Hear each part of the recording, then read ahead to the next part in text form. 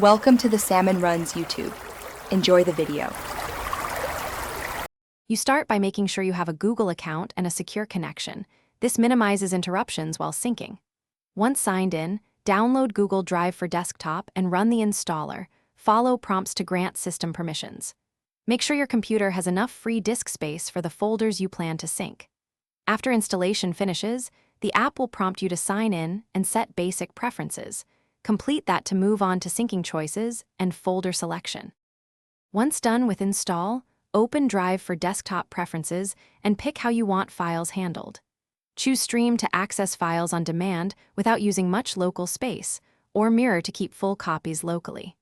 Next, explicitly select which My Drive folders to sync and add any PC folders you want backed up. Make sure to set bandwidth limits and enable camera photo uploads if needed.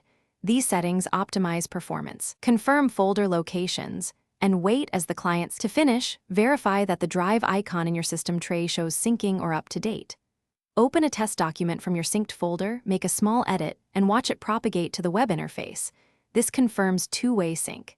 If files fail to upload, pause syncing, restart the app, and reconnect your account, often clearing a stuck cache or signing out and back and resolves conflicts. If a specific file errors, check its name length, special characters, and storage quota to fix the problem. Thanks for watching. Consider subscribing if we helped you.